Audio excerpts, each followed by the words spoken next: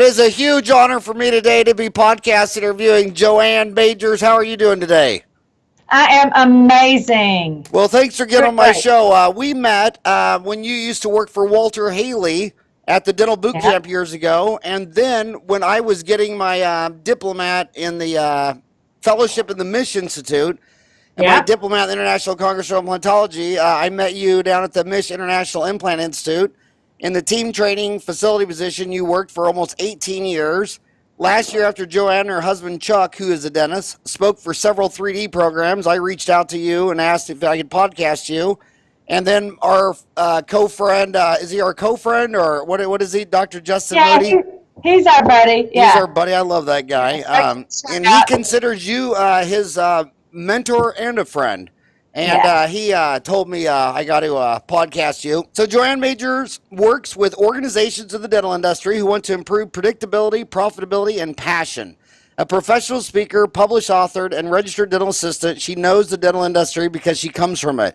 She has spent her career working to make their businesses more successful, published in over 25 magazines, newsletters, and author of 3 books with a new one in the making.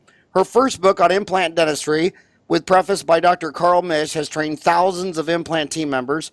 She co-founded Dentistry by Choice, a training LLC with her husband, Dr. Chuck Majors, a second-generation dentist.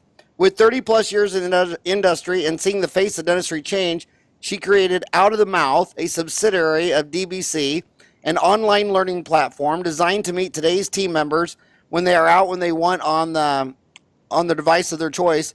When not on the road, she functions as the comprehensive care coordinator in their 4th and final practice. To learn more or see JoAn in action, visit joanmajors.com. And she obviously is from Texas, as you can hear from her beautiful accent. So how are you doing? I'm doing great. How are y'all? We're doing great. I just lectured in Arkansas last weekend in little old bitty Fayetteville, and it was just awesome. We had 500 people show up in that small town, and everybody's it just seems like dentistry's really changed, and there's a lot of I think fear out there. They're seeing corporate chains come in. So Fayetteville was right next to the headquarters of Bentonville, and where Walmart's headquarters, and Walmart's putting dental offices. They got 4 Walmarts. 4 of the Walmarts in my backyard have a dental office in them. There's 4 I know of in California. So what do you think about dentistry today versus when Chuck graduated from dental school? It's interesting that you said that, Howard, because I think it's funny. I have my materials kind of updated almost every fall before I get on the road. And so I just recently have come off getting new materials done, and I'm kind of a cheater. When I go to the National Speakers Association meeting every year, I hear all these different people in businesses talking about what's happening and the trends and changes. So I always go and I sit there with my dental ears on, and I hear things that are like wow moments. This year, heard a guy talking about, he wrote a book called like The Church Refugee or something. But basically what he's talking about is how churches have changed, how people aren't in big churches anymore. They're in these non-denominational or small groups, and how basically what he said is you can't overcome the changes that are coming. And I mean, immediately I went right where you're talking about. I think about this, and so I've got a slide now that says, it shows people in line to get off at an exit. And I said, are you the one that stays in that line? Or are you the one that buzzes down front because you're going to get a better position? And you can see everybody looking at me like I'm kind of crazy. And I've done it a few times this year already. And I say, what happens is at some point you got to make a decision about which lane you're going to be in. And you're going to tell 1 or 2 stories in 5 or 10 years. You're going to either be saying, you know what, I got to tell my kids or my grandkids, about 5 or 10 years ago, there were a lot of changes in dentistry. Here's what happened. Corporate America, corporate dentistry was coming in. Fees had gone up. People had done implants for years with only a Panorex. And then they had to buy this CT machine that was $125,000. And then on top of that, they'd done implant surgeries for years with no surgical guide, and now you got to have a surgical guide. What I can tell you is it was just expensive, and it just happened. And I wish I could take you to Disney World, but I can't. Or I believe there's a whole different group of us that I always say you can't get out of something. Haley used to say you can't get out of something you hadn't gotten in. There's a group of us that I believe in 5 or 10 years we're going to say, this is what happened. We saw it coming. We were ready. We changed the way we did things. We moved into a different lane, and we decided we were going to be magnificent. And it took something different than what everybody thought it had taken in probably, in my opinion, 25 or 30 years. And that's the niche, that's the place, that's where I want to be. And I'm going to tell my grandkids that's why we're in Disney World and your friends can't go. Because Nanny and Pawpaw figured it out. We knew that the changes were coming, and we got ready to change with them. I think it's big. I think you cannot outgrow, you can't outmarket them. You've got to learn to outconnect them. And that's where I love it, because it's my business. I mean, you have to learn to outconnect with those other big groups that are coming, because people today want a connection, and nobody does it better than those of us that are on the front lines answering the phones. So guys like you can do the great dentistry you do.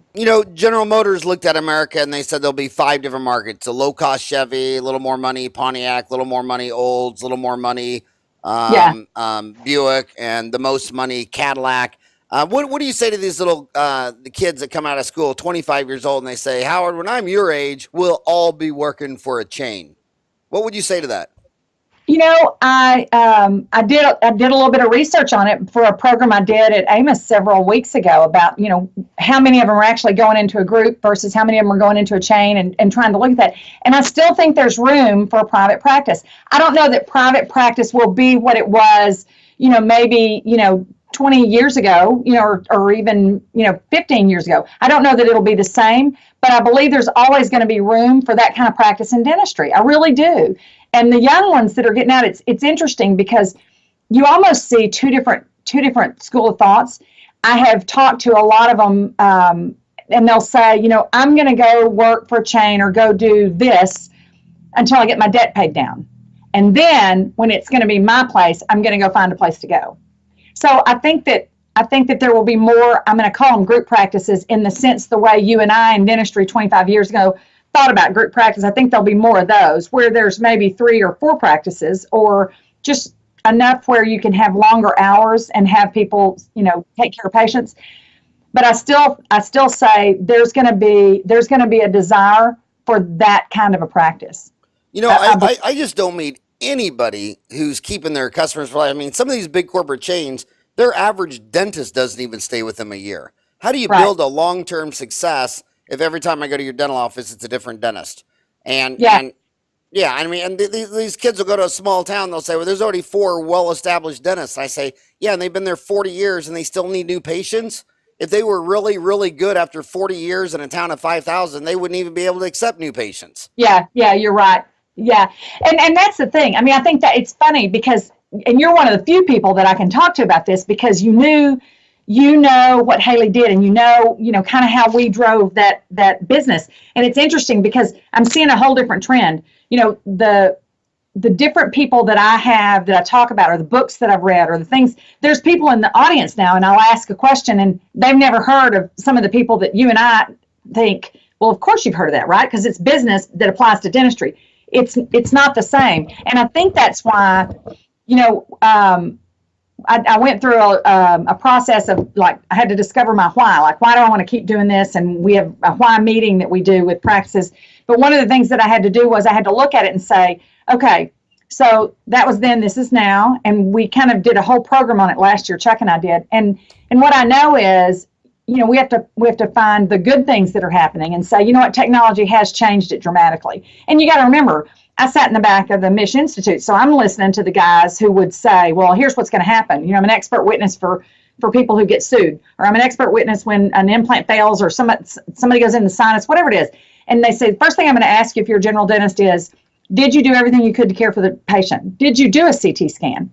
And you're going to say either yes or no. And I'm going to say, gotcha. And then I'm going to ask you if you did a computer-guided surgery. And you're going to say yes or no, and I'm going to hammer you. Well, what's interesting is I think about Chuck went through Dr. Misch's course like the same time Mike Picos did. So, I mean, it was years ago, right? One of the early classes. So, I mean, he did that stuff for years without those things. But what he says now is the better it gets, the more I know that I need to do that for my patients. And he doesn't do it like with a chip on his shoulder, like, I can't believe I have to spend this kind of money, and I've been doing this for years without this technology. And I'll meet other people that'll say, well, I'm not going to do the technology. I've been doing it this way for years, and I'm just going to get out. I'm just going to sell it to somebody else, and they can decide. It's an interesting dynamic, I think, that's happening. But there's a whole group of young people in these practices that when I was at Amos, I said, I mean, my room was full. I said, how many of you are under 34 years old? And it was maybe 12 to 18% of the room. And the rest of them, because that's us, we went to seminars and we loved it and our team went. And now it's like, I'm not missing my child's soccer game and I'm not going to miss this. And well, do you have flex time? How do I get paid? And this is not a denigration. I mean, we've had to really study it. The face of our practice has changed. I mean, I look at these team members and it's like, okay, you know, I would have said, okay, I'll read it on the weekend or I'll learn it. And now it's not that way. So one of the reasons that I built that online platform was that reason. So I said to the group that was at Amos that was standing under 34 years old, I said, how many of you didn't really want to come? Your doctor pretty much said you had to come. And they're looking around and they're like 90% of them raised their hand. I said, okay, I have one more question for you. How many of you, you've been in this room an hour now, how many of you believe that going to a 2-day seminar with material like this would change not only your professional life, but your personal life?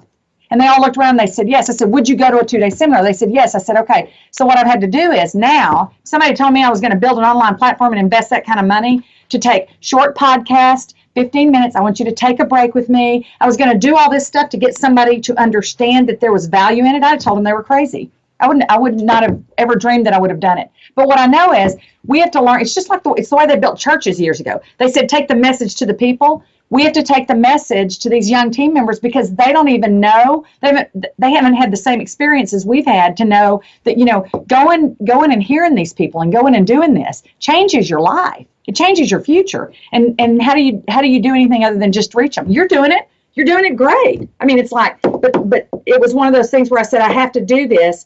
Because for team members, you know, when we started talking about this, Moody was one of the ones. I mean, several of my friends were like, you can't do podcasts for like TED Talks. Won't work.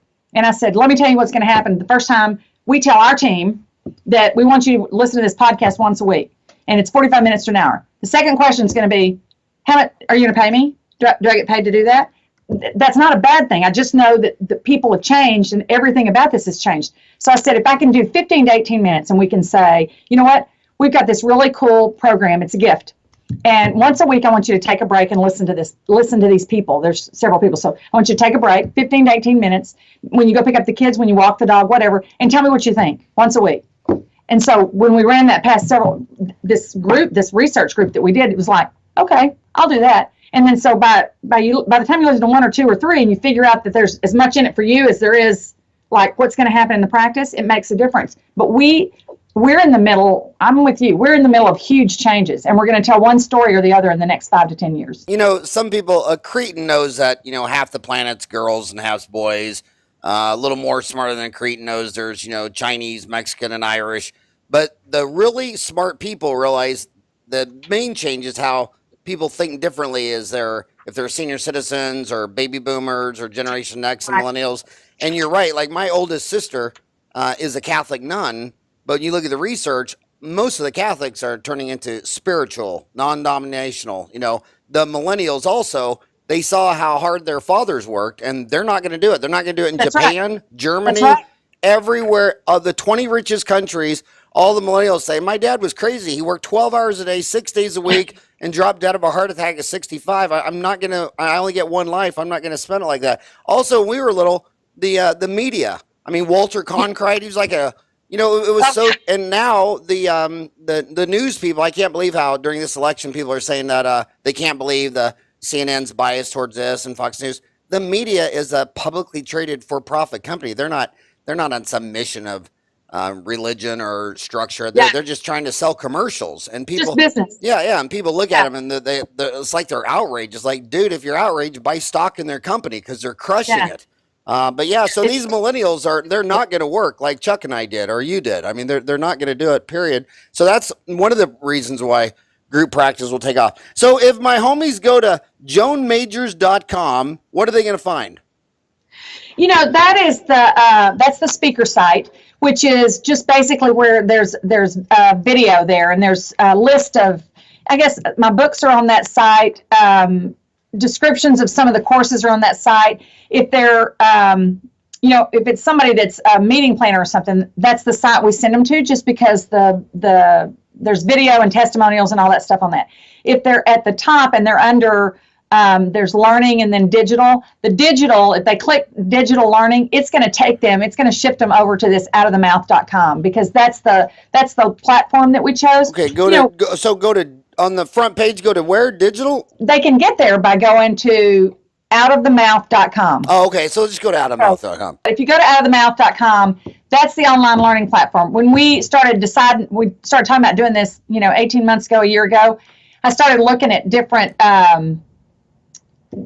platforms, like what you've built is like, what do we call that? I would call that like a mall in Vegas, right? It's massive, and there's multiple things there. I'm kind of like a little, kind of like a boutique shop more, it's a little bit different. But one of the things we did was I wanted 3 courses on there. I wanted to be able to do this dental DJ, which is Monday morning, short videos that they can play in their huddle, usually 4 minutes or less, and kind of get them going, like you and I have listened to, Seth Godin or Darren Hardy or whoever your mentors are.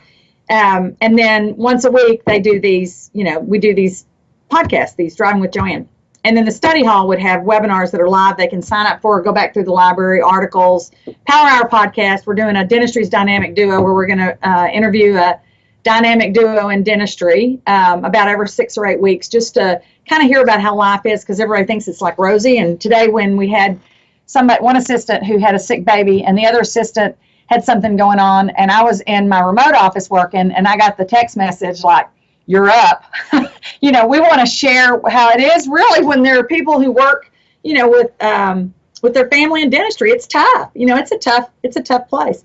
And then we've got some high impact training, which are more like meetings in a box. I mean, they're definitely different skills, and there's a system taught. And so the concept was that we built them and we timed them and designed them all so that the doctor could have an hour team meeting, play the short video, download the agenda, the welcome letter, and any form we may be implementing, and be able to do that all in an hour, so that it's affordable to do it and it's scalable. Because on this platform, we can have, like, literally there's an enterprise account and I've got a group that's an organization in dentistry, and they are an enterprise account. They don't even go through this. They have their own logo up. They do everything. We just drop the content in it. So I went to National Speakers Association and found out which 2 companies that they used. And, I looked at a lot of those people, like Patricia Fripp and Shep Hyken and Jeff Gittimer, and who are those people using to do this? Because we have, we have some really good connections that way, and we get some really great products. And I love this product. It's really easy, and like, for a group that's got several practices, they can go into the back end and they can look at their KPIs, and everything's there. Like, okay, well, this practice has watched 1, 2, and 3, and their phone skills are up. This one, they've logged in twice and haven't finished it, and she didn't pass the quiz. So, I mean, it's a cool way to actually be able to look at something that's scalable, that's accountable, and it works. And so we're really excited. And we've got, if your folks want to go take a look, they're welcome to. You were saying at the beginning that what these kids need to do is they need to out-connect the corporate chains. They need to out-connect with the patient. I think that's huge. It's everything. It is. I love the way you say that, out-connect. I've never heard anybody say it. That you ought to. It's so weird that way. I've always kind of been that way. I like being unique. I'll take that. If I can disrupt somebody's thought process, I'll take that too. But I think that, you got to remember, I was one of the early ones. You and I were in the room, and Haley would say, "You better learn the S word sell or the B word broke." If he said that today, can you imagine how fast the doors would fling open in the back and people would leave? I can't even imagine. When over the last, 18 months, we developed the cycle of 6. I think I have it. It's like right there. We developed this cycle of 6, and it's our case acceptance model. And it's interesting because, I can go through 10 slides or 15 slides in a room. And when this stuff comes up and I start talking about this is the way we used to do it, everybody's just sitting there, and I say, and this is what we know now works. And the minute I start talking about it and I go through this relationship, curiosity and awareness, and I tell what that is, then you discover what they value. If you discover what they value, you can offer them hope. And if you offer them, and when I go through the thing, you can see them. Everybody's phone comes out and they're going like, okay, got to get it. And I'm like, look, I'll send it to you free. It really works. I think that's why this stuff is so cool again. And that's why it's had this, surge. And I think that, I would challenge anybody that's listening. and I'd love your feedback to go on there, do that 30-day trial, put your code in, watch just that intro, the two telephone. It's 2 short ones. And the reason we put that in that 30-day trial is because if they do that, I guarantee you they'll make enough that they'll figure out, okay, something's different. Because one of the things that many people haven't done, I can't say nobody. One of the things that, and I didn't even really understand that I did it until recently. I was talking to a lady who used to ghostwrite for Haley and for Steve and she did a couple of products for me. And she said, JoAn, I watched the videos. Or she said, we filmed 18 of them. She said, I watched the first 3. She said, I got to tell you, she said, I forgot what you do. She said, you do that so well. I said, I do what? She said, you don't even know you're doing it, and you're telling them why we're going to do this. She said, you don't go in and say, this is how I want you to answer the phone, and this is how it's going to work. And if you don't, I'm going to write notes, and I'm going to call, and I'm going to record it, and then I'm going to play it back to your doctor, and you're going to look like an idiot. And you might lose your job. It's so different. I tell them the story of where our open arm concept came from and why we do it. And so I tell this story about my mom. It's the truth, and it's really cool because you see them all of a sudden. I'm telling them why we do this, because connecting matters, because that person matters, and because I can have an amazing clinician in this office. But if we don't do our job in creating value for those clinical skills, they never get the dentistry they deserve. They don't get it. And for me, it's like, for years they've said, oh, that's a non-revenue or non-producing position in the practice. Let me answer your phones. Let me show you what doesn't produce. I mean, it's comical to me. And you especially have to connect when you're trying to sell something to a patient, someone that they don't understand. For America has a really huge problem in the fact that if you talk to any American and you say, okay, your air conditioner's breaks down. So you call the air conditioner repairman and they come out and they say, you know what, JoAn, I can't fix this. You need a whole new air conditioner. And then you ask them, what % of the time do you wonder, is this guy lying, cheating, stealing, and just wants to sell me a new air conditioner, or could he fix it? Yeah. And all Americans do not trust the person. You take your car into the shop and they say, JoAn, we can't fix your transmission. You're going to need a whole new transmission. It's $1,800. And you say, well, did you believe him or did you just do it? They say, well, I don't believe them. I believe they could have fixed it. I believe they just wanted to sell me a new deal. But in America, there's almost no trust. I mean, you talk about no trust with either. Yeah. I mean, I looked at that debate last night for the president, and it's kind of like deciding, do you want to die from cancer or a heart attack? It's kind of, it's like, do you want to have your leg amputated above or below the knee? But what I'm telling these young dentists is the fact that that old man across the street from you, he's been getting 25 new patients a month and losing 25 old patients a month for 40 years. And in America, nobody trusts anyone. I don't trust either political party. I don't trust any of the news organizations, and these patients don't trust the air conditioner guy, the auto mechanic, the car salesman. Yeah. So you're nailing it. They have to connect, because when you say you need a MOD filling or a root canal development crown, how's the consumer going to know which will they need? They're just looking at you saying, do I trust JoAn? And they're probably looking at you thinking, am I going to trust a woman who spells JoAn with the A capital? It's capital J-O, capital A. And she's like, dude, you don't even spell your name right. How can I trust you? Why do you on your website? Why does it capital J, small O, capital A-N? Okay, you ready? I'm ready. Really good one, and it will endear you to my mother. I'm telling you, what an amazing lady. She was drinking in the delivery room. I'm the youngest of 7. Really, really funny. The youngest of 7. My mother had a massive stroke when she was 30 years old. They told her she'd never walk, talk, write, or speak again. She had married my father. She's Hispanic. He was white, and they both had kids from another marriage. Had my sister, and it was when people who say they don't understand prejudice didn't live when I lived. I mean, my sister and I sat on a police bench, and I was probably 5 or 6 years old with my feet, because they thought my mother was illegal. But anyway, so she'd had this stroke. So I was born after the stroke, and it was always kind of a joke because they said she'd never walk, talk, write, or speak again, paralyzed on her right side. Amazing lady. I'm telling you, I give so much credit to the passion I have for using my voice to that woman, because she was the best connector. She was the best connector I've ever met. And remember, after her stroke, she spoke few words. Amazing connector. But I spelled my name with 2 N's all through high school. went to a junior college to dance, and we were, I had to get my birth certificate for something. We were going somewhere or whatever. And so get my birth certificate, it's got one N on it. All my letter jacket had two N's on it. And I said, what is this? My name has one N.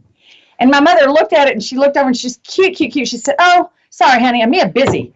And I'm like, wait, that's it? You were too busy? And she said, 7 kids, a stroke, a sick, a sorry. And I was like, what is this? So it was always kind of funny. We'd all be together, and there'd be like 7 of us, and I'd be like, I wonder if your name's spelled right. Do you know if your name's really spelled right? And so it was always kind of a joke about JoAn. And so we just capitalized the A because I got tired of being called JoAn. That reminds me of something about leadership, because a lot of young kids, they ask, what do you recommend studying leadership? And I say, don't read all those textbooks out there. Who was a leader in your life? Like you just basically said, you learned leadership and connecting from your mother. What person influenced you? Was it your Girl Scout leader? Was it your, was it your coach, a teacher? And if that person connected with you, you should find that place and try to be that person. Try to be that connector. And that's it. I think it's interesting because one of the things that I find this year, like I used to talk about As a Man Thinketh and Napoleon Hill, and I'd talk about all these different books, and how many of you have read, and like all the hands would go up, right? Now, I like, unless you say 50 Shades of Grey, they hadn't read it. I mean, I like ask these books, I love to read books, right? And what about this book, and what about this book? And they're like going, and so they're taking pictures and writing all these books down. And it's one of the reasons we decided in this study hall, I'm going to do a book review every month, because they don't read. But if I can, I don't know, something that's always really resonated with me is if somebody can share something with me and tell me where it came from, I'm more likely to have a different kind of buy-in. And I read so much, and I have had so many amazing mentors that I really like sharing that. And so one of the things that we decided to do was, being part of the National Speakers Association, I mean, I get to meet some really, really powerful people. And those are the people that I'll podcast with for these people at least a couple of times a month. I've got a friend who's number 2 on the Home Shopping Network, and she was a plus-size model in New York, and she tells a story about women and their image. And I said, you're on. You got to be on. But it's taking them. My thing has always been, let's take these team members outside of dentistry and bring them back, and they'll look at it differently when they get back. I think about the stuff that we know now about women, and women controlling 80% of spending, but they literally have access to 100% of it. And anybody who doesn't live with a woman doesn't know that. But if you live with a woman, they've got access to 100% of it. But I mean, having them understand how powerful women are in the marketplace today and what they love. Women love rewards programs. And it's like, I can't tell you how many dental offices I work with. They have nothing that resembles a reward program. So how do you reward the patients that are loyal? It's like, you got to take this stuff they're doing in other industries. You got to bring it over here, and you got to think, okay, how does this apply to dentistry? And that, I think, is where that's where we make the difference. I've got several coaches and consultants that use our material and coach on it, and they consult on it. And I'm really big. Naomi Rhodey was one of my main mentors. And, Naomi said, give them your best stuff and they'll come back. And so I don't have a pride of ownership or think that I've got some special, sauce. We've got some really good material, but I'm married to one. I'm in a practice. I love, love, love inspiring team members from the front of the room. So I'm only going to be so many places. So you gotta trust somebody at some point. It goes back to the thing about trust. And so, I believe it's Nito Quabain says it. I mean, I think it's about, we model these values. We can't teach them. You're not going to teach your kids or anybody else a value. You got to model it. And so we either model the value of, abundance. And dentistry, they have a real problem with this. I mean, you just talked about it. I mean, we see it everywhere.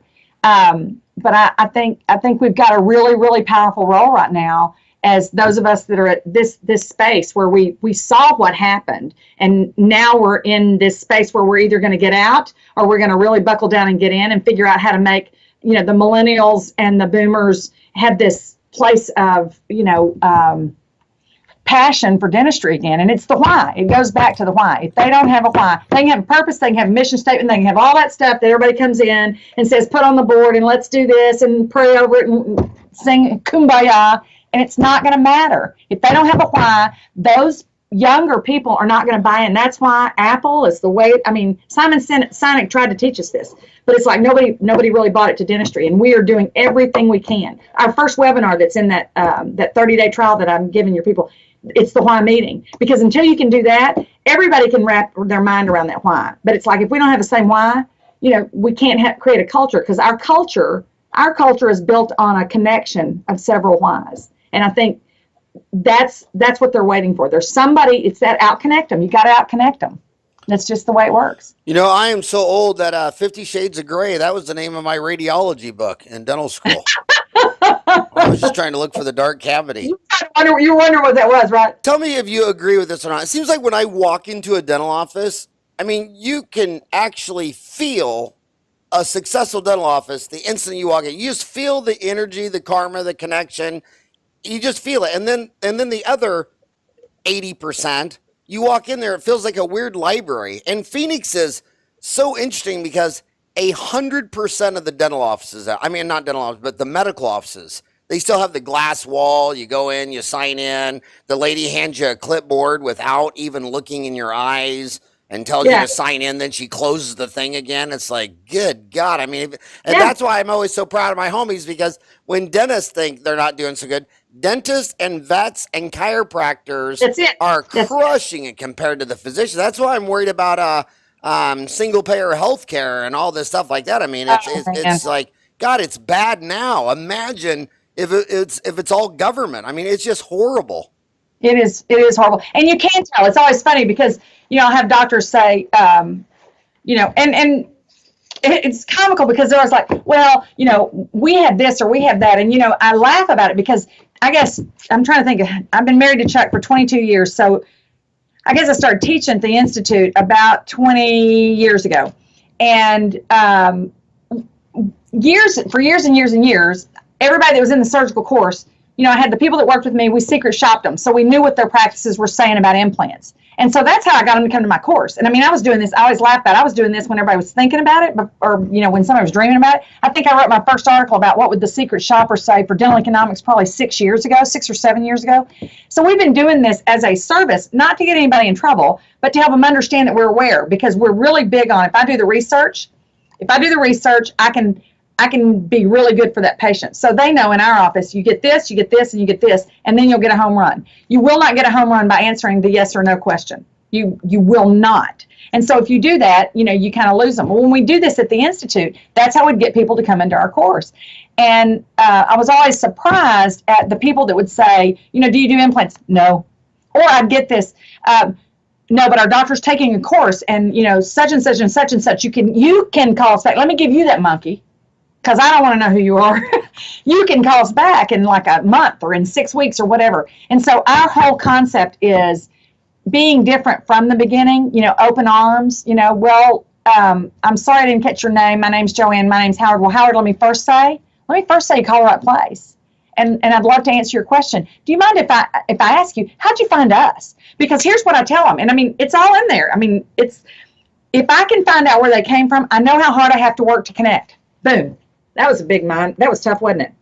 And everybody just kind of looks at you. It's like, if they say they were referred by Howard Farran, I'm like, oh, well, this is going to be a great referral. We know what we do. We know what we did with Howard. We know how Howard feels about us. This is going to be great. It's going to be easy. Or if they say, I found you online and I read a review. Or somebody says, well, we do a lot of, like we mail brochures. And I say, okay, great. Do you mind telling me, if there's still another question, do you mind sharing with me what did you read, what did you read in the testimonial, or what did you read in the brochure that made you pick up the phone today? There it is. But it's like everybody wants to stop and say no. When in essence, even if you restore it, why are you saying no? Because you're the one with the long-term relationship with these people. I don't know. I'm passionate about it. I think we could change everything tomorrow. When I have physicians in our hometown that are saying, hey, I went on your wife's website and I saw this, and they're like, would you ever consider? And I'm like, no, not at all, because there's no hope for them, right? There's no hope. And so I share with groups all the time, and I did this at Amos, because I do a lot of work with surgeons that hire me to come in to do, a training for their referral base.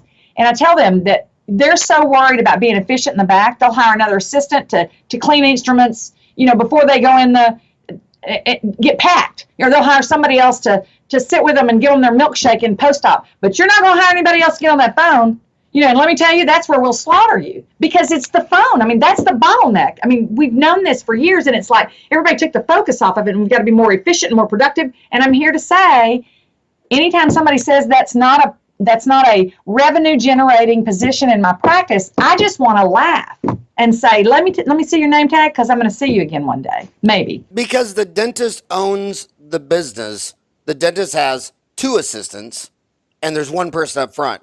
But if the dentist's spouse works up front, then you'll see 3 people up front and 2 assistants. You got it. You gotta have the front. You got to be married to the office manager or the front office. Otherwise, it's true. And by the way, if you sit down and call 100 offices, you will get a voice. You will go to voicemail 50% of the time. Absolutely. And the dentist just doesn't get it. I'll just keep calling. Until I get somebody. We get really excited because when we knew we were going to do this and we started these systems, I guess I was trying to think about this. So in June of 2014, Chuck purchased this practice. We bought it from a guy who had an amazing reputation, really great reputation, but he was on 32 plans, and Chuck had never had a practice. We'd never had a practice on a plan. Ted Turner would be proud. Location-wise, we are location. We knew that they were building a new street to the front of the hospital, and it came right by this building. We knew that it had some really great things going for it. Big lab, great space. What city? Knew that the business was growing. Do what? What city? If you look it up, it's majorsmiles.com. It's in Bryan, Texas. We're Bryan College Station. Texas A&M University is here. Oh, College Station. Yeah. So, we're actually in the Bryan part of it, but, it's kind of right on the edge. So we're close to this hospital, and he was on 32 plans. So we knew we had to do something different. And my business was growing. So he said, well, we'll move your studio and we'll do everything in this one treatment room that was, a closed door treatment room, and we'll move everything there and we'll redo some things. And he said, it'll give us a chance to really, all the systems that you've taught for years, we're going to hire all these new people because everybody was leaving. And I told you, 32 plan, we're going like, okay, it's going to be a big sucking noise of everybody leaving. We know what's going to happen, but we're going to hire these people with a great attitude. We're going to find people that have really great attitude, which you agree with this and I agree with this. Really great people. And we're going to plug them into the systems. Well, 4 days after we closed on this practice, they were here doing some work and tearing out the floors and stuff, and Chuck fell off a ladder. And the rest is just it's kind of a blur, but it'll be a documentary one day. So it's like the clavicular, whatever, it's like this. And they're saying you won't be able to do dentistry for at least 6 weeks, maybe 8 weeks. And we have, at that point, that Monday, this was on a Saturday, that Monday, we had 7 new team members starting. 32 plans, 7 new team members, and a guy who can't do dentistry. So we plugged everybody into the systems, and it has been amazing because I think about like in 2.5 years, or not 2.5, close, 2 years and several months, we have not, because we shared with them the savvy lingo. They know the skills. They know how to communicate with patients. They know we were getting them in. When we got them in, he's not placed not one bridge to replace a missing tooth in this office, not one. They choose implants, and they'll wait for them because everybody knows how to help them understand that the only reason the bone's in your face is because the roots are there. And so you're talking about replacing roots. You're not talking about replacing teeth. And so having them understand, and everybody got it. And Ashley, the gal, she's a rock star. She's on a lot of our training videos. She's a rock star. She came from ophthalmology.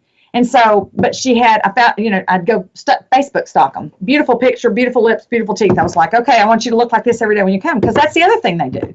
They show up at work where they get paid with their hair wet and no makeup, but they look hot on the weekends. And so that's what I do. When they come in, I say, look, this is what I want you to look like every day. And it's going to be really important because we're about appearance. So if I can do it, you can do it. We're going to do it every day. And then I do the whole, you're the day wife, I'm the night wife. Don't come talk to me. Do not come talk to me about him all day long. He's yours. I have a role. I don't make a paycheck out of this. I make a paycheck out of my business. But you're a day wife. That means you have to learn to serve him because he's the leader and everybody's going in that line. We don't have an office manager. Don't need one. He's a strong enough leader. And you just see it's like, they nod their head like the puppy in the back of the window. Nobody really knows what to do. And then all of a sudden, 6 months into it, they're going like, I really have never been in a practice like this. And what I think happens is, it's like Ashley. I said, how many patients did you see a day? She said, well, we'd see 80. And I said, what happened if a couple of them called and canceled? She said, well, maybe everybody got lunch. And I said, okay, let me tell you how it works in dentistry. We don't lose a patient. Every patient counts. Somebody's waiting on them. It matters. Every patient matters. And so here's the system. And you're going to watch these videos before you answer the phone. Well, but I answered the phone. I know you answered your phone. You didn't answer our phone. So you're going to do it this way. And she's she's a rock star because she didn't come with a bunch of baggage going, oh, you can't do that. Oh, they can't say that. We can't do that. So it's really cool to find those people with the right attitude. It's huge. Systems make people successful. And sometimes they're uncomfortable with it. That's what I find. It's like, they're like, wow, this is really working. Because, we've spent so much time in dentistry, I believe, the clinical people getting trained clinically because, that's how it's driven. And you know this and I know this. I mean, Haley used to say it, there'd be 375 people in boot camp and he'd say, it's still less than 1% of all the dentists that'll ever even bring somebody through a program like this. And mine's the same way. When I was at Amos, I walked past all the rooms and I'm looking at all these, and it's the typical thing. The dark rooms, black slides, lots of text, and somebody behind a podium, and most of them have on a bow tie. It's like, look, those rooms are full. Why aren't you over here learning to do this? It matters. So we're at a different place, and you can feel the atmosphere when you walk in. Patients know it. I thought when a patient canceled or no-showed, that was the ultimate proof that there is a God. Yeah. Is that not right? Yeah. Well, you got another major fork in the road, and I want you to talk to my homies about it. A very small percent of dentists take all their staff with them to all the CE. Right. And those guys, their balance sheet is twice of all the people that come alone to save money. And they just don't get it. They say, I can't afford. They'll say things like, well, I can't bring my staff. It's more tuition. I'll have to pay them for work. It's just so much cheaper to go by myself. And you sit there. I mean, they only know what they know, but talk to them about, I'd rather they send the staff and they don't go. Because I've always noticed that the dentists that all come alone, they're all making like 150, 175. The dentists who every row is an entire office, they're all making 250 on up. And then the 3-row office, that dentist is making 600 and the dentist didn't even come. I say, where's your dentist? They go, oh, he's golfing. Yeah. I mean, they have the right idea. It's funny because this is back to women control 80% of spending. They control what happens in the office because, and I get this. I got a lot at Misch. And what was interesting is I lectured with Mark Setter for a long time there. And Mark said, you're going to have to do the research. You're going to have to get some numbers. He said, JoAn, these left brain dentists, they're numbers guys. You're going to have to get some numbers. And so we did some numbers for a couple of years just to figure out what the difference was. And like if there were all these people that came through the Institute and only 20% of them or whatever it was came to our course, the team training, those doctors placed anywhere from 38 to 42% more implants. Yeah, and there's to pay for the person to get there. And I think about just, and I get that they don't. That's really, honestly, Howard, that is the reason, that's the only reason I took a huge chunk out of my sweet husband's 401k and said, I'm going to do this because if I don't go take this to them and have them understand what it will do for them, there's just a whole group of people that are going to miss it. And what do? They rotate through other offices. They just keep rotating through offices. Well, this one won't make me go or this one won't make me do anything extra, so I'll just stay here. Or they're looking for another one. That's what I was telling you. It's like, when's the last time that you think about it? Think about people asking a dentist about, do you have flex time? I just think that's bizarre. It's like flexible. What do you mean? Our hours aren't flexible. I don't know anything else that's flexible because, Chuck will say he's rigidly flexible, rigid in what he believes, flexible and, that whether or not it's going to be you doing it. That's always flexible. So I just feel like we have to, I feel like we have to take the message to them because there's so many of them that don't understand. And then I think about, and you see this, I'm trying to pull up a slide on my Mac while I'm sitting here, but I did a little study on looking at the debt and these young guys that get out and how much debt they have. So, think about it. Where in your opinion, the young guys are listening to you. Where do you think the first place is that they have an opportunity to recoup some of that money? As far as like they're in debt. So what's the first thing they go do that they think they're going to go do and make more money? They take a clinical course. Because they're going to do more implants or something. But if the person answering their phone can't create value for the great skills going on, it's done. I think that, the young ones, how do you reach those? They can't afford it. I believe they can afford this. I believe you got to do something different. I think we have to get it's one of my missions. The reason I do this podcast, because I noticed in my 30 years that the dentists who took over 100 hours at CE a year, they just skyrocketed to the top. and the dentists who took the state minimum, they floundered their whole career. And I wanted to make some CE faster, easier on their commute to work. Something they can listen to. That's it. And it's just so important. What percent of the questions do you think is answered by the staff versus the dentist on all these technical things? Oh, I'm going to say it's going to be big. I would say, I don't know, 48 to probably 70% of the questions. Yeah, over half the questions are going to the receptionist, the assistant, the hygienist, and then and the dentist always thinks the biggest return on investment is a piece of equipment or a surgical procedure or learning sleep apnea or ortho or Invisalign or whatever. And it's always the number one return on investment is always the consultant. It's always the consultant. It is. I mean, and some of these people say, yeah, but that lady wanted 50 grand. I said, dude, if you paid her 50 grand, you would take home more than 50 grand more than last year. You'd get it back on your first year, on your tax return, you would see. And they just don't believe it. They say, well, I'm going to learn Lanap instead. It's like you can't even sell a crown. You can't even sell a filling. Now you're going to go pay $100,000 for Lanap? I mean, just learn the soft stuff. And if you can't learn it, have your whole staff learn it. Yeah, and I think it's funny because I think about that, and I think, we do this whole thing on Savvy Lingo, and I do so much because I spent so much time in implant dentistry, and my first book was there. There's a lot of stuff that I'm passionate about with implants, but I mean, I don't think that they know how to say the only reason that, and I mean, I tell them, pick your hands up and say the only reason the bone is from here to here is because your teeth are there. When your teeth are gone, the root's gone, the bone starts to melt. It melts away. I mean, and they're going to say like it resorbs. Well, I heard that somewhere, and it can't be that bad. Melting doesn't send a really good feeling about something in your body that's melting. And I think about the words that we use meaning so much more than what they give them credit for. And everybody's saying the same thing. When we would do Secret Shopper, I don't care where I go today, I still can get some people on the phone saying,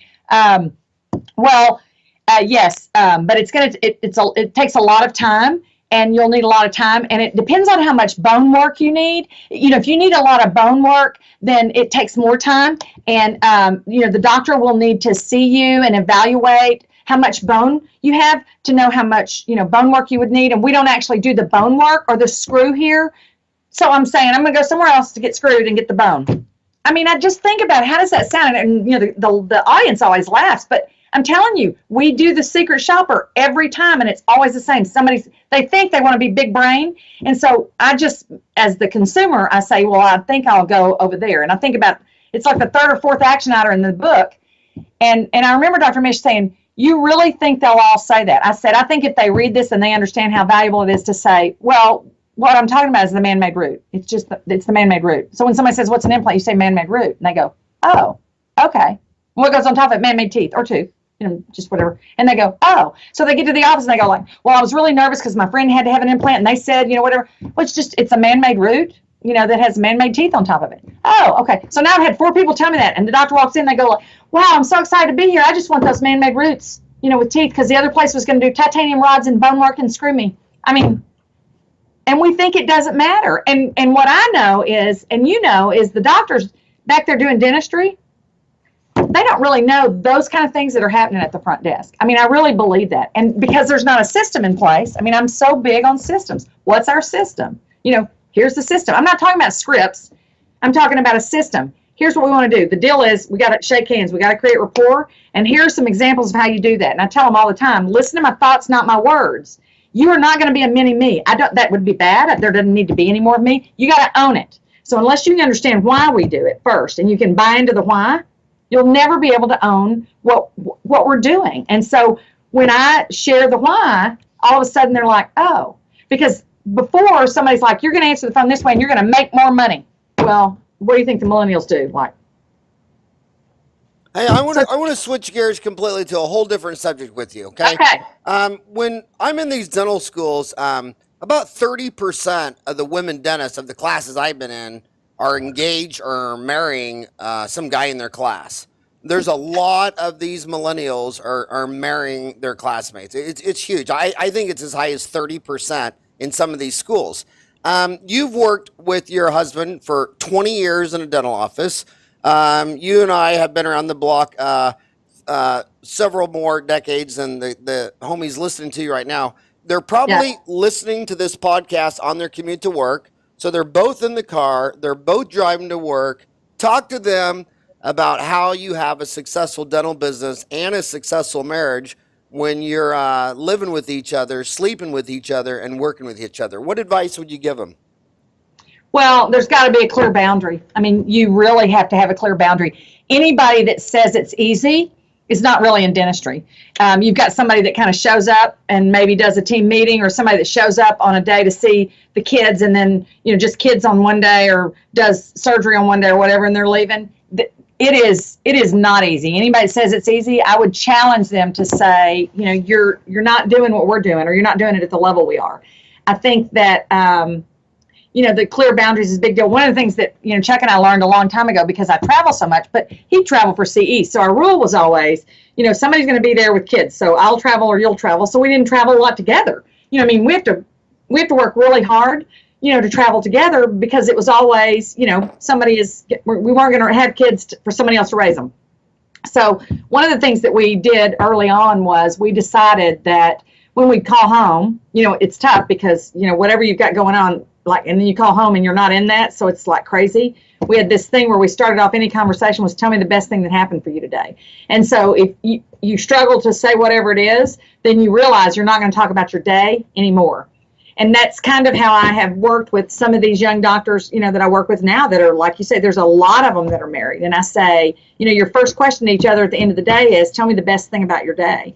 And if you struggle with that, then, know that now you need to go on to another subject, because you cannot go back and make it better. You can't. And you end up not having a connection other than what's happening in the office. And you and I have seen plenty of those over the years. I think you have to have a clear boundary. And one of the things that I think helped us a lot was, I'd been in dentistry, I guess 10 years, owned a dental software company, sold it to our largest competitor. And I had had a career in dentistry and didn't date dentists. And when I sold dental supplies, I knew Chuck's dad, who had practiced for years, and I knew him, but I never dated dentists. And it was kind of weird. I was working with him on a marketing project, and he had 3 little girls. He had to pick up his 3 little girls that day.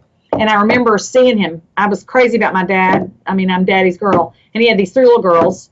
And I called my mother that night and I said, so let me ask you a question.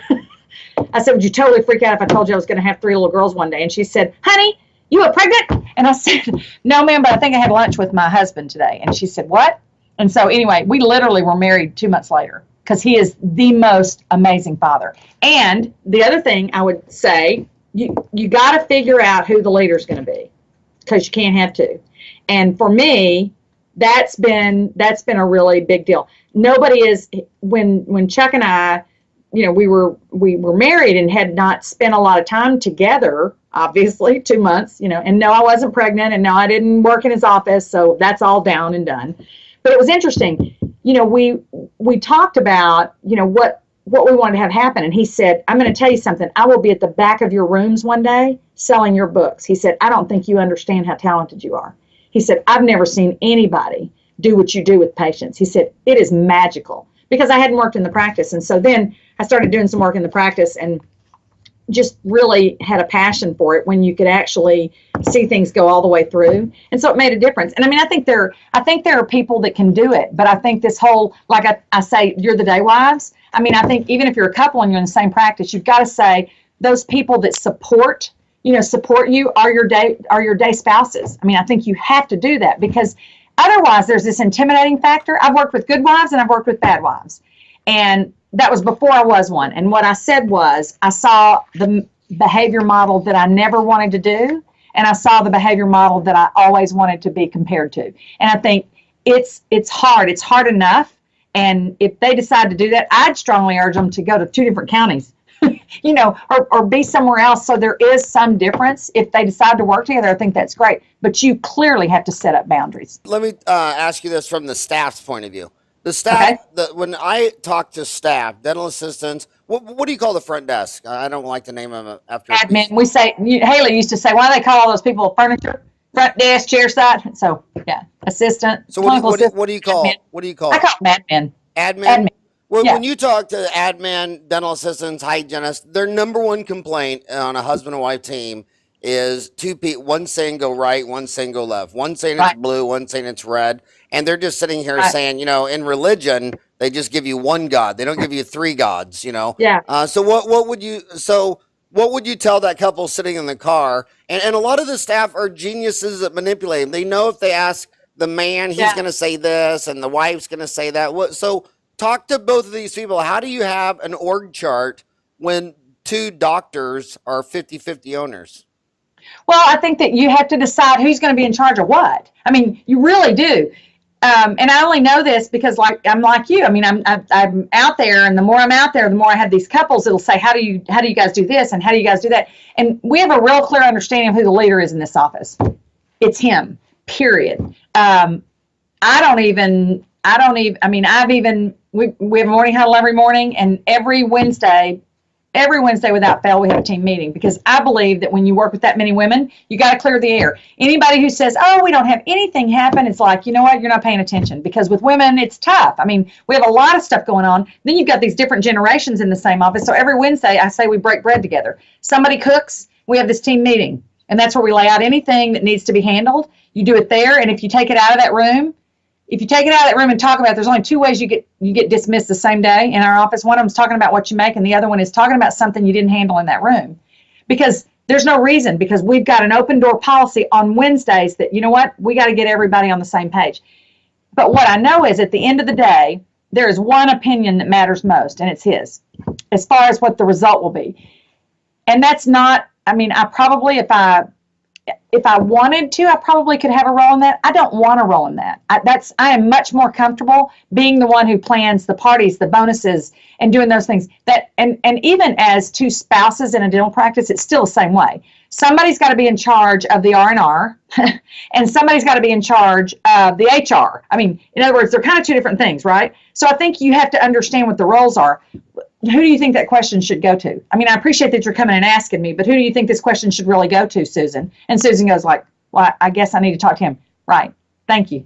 I mean, and you got to be willing to do it. I mean, the big deal is not like how you do it. I think that there's a way to do it. I mean, we have a system called When the Bell Rings that it's like, everybody says, well, how do you get people during the day not to focus on? I said, you have a system. Systems make people accountable, and systems make people more successful. You plug a good person into a system, they'll be successful. But if you think they're just going to go figure it out, we're going to bump into each other like a bunch of minions, it's not going to work. So for me, there's got to be a system. You know what I mean? And that's what we do. They've got to have a system that says, okay, team, here's our agreement with you.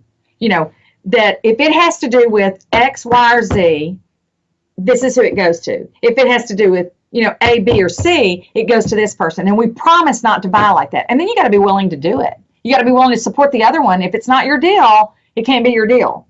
Because I've said to Chuck on numerous occasions, if that stuff falls back in my lap, I'm going to tell you something. I'm going to take somebody's paycheck.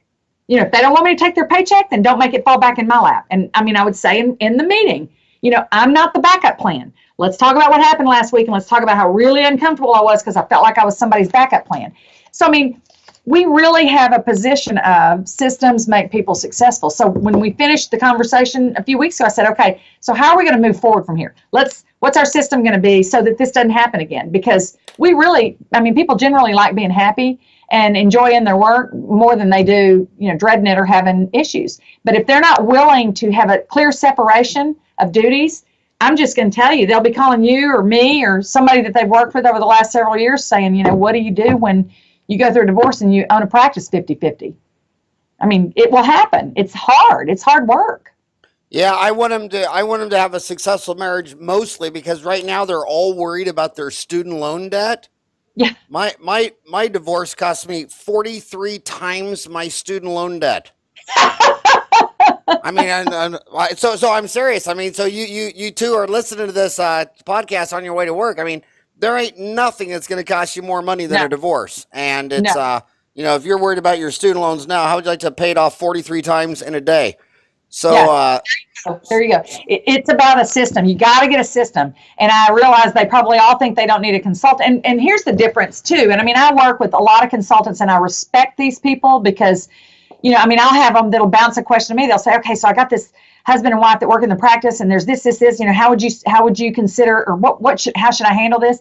And it's interesting, there's a difference between a consultant and therapist. Be respectful if you hire a consultant, because those people are in business to help you be better in business. They're not your therapist. If you need a therapist, get a therapist. That's cool, but don't make a consultant who is, should be respected and has a wealth of knowledge most of the time. The ones that I've worked with, the ones you've worked with have a wealth of knowledge.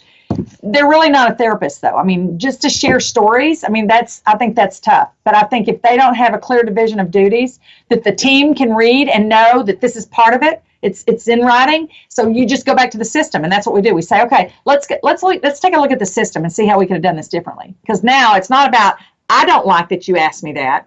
I want to look at the system and see where the system failed. Well, I think that was the fastest hour podcast I've ever done. I think you're an amazing person. So would you rather them go to JoAnMajors.com or outofthemouth.com? No, have them go. They can go look at both. But if they want to use, I told you that I wanted you to know how your people were and how they were doing and if it works. If they want to go to outofthemouth.com and they click on 30-day trial, they've got to go all the way through like they're paying for it. Enter all their information. And at the very end, there's a place to put a coupon code. And if they put in Dental Town in all caps, it will go through. And you'll get a report generated of the people that go look at the 30-day trial. Well, should they wait till November then? Because October has 31 days.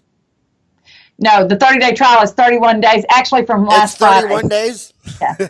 No. Well, hey, seriously, thank you, Justin Moody, for hooking us up. My gosh, it just seems like forever ago that we met at Walter Haley's boot camp. I know. All right. Well, hey, thank you so much for all that you do for dentistry, your patience, and for coming on my show. And I hope all my homies go to outofthemouth.com. Love it. Thank you, Howard. Have a great evening. All right. You too. Bye-bye.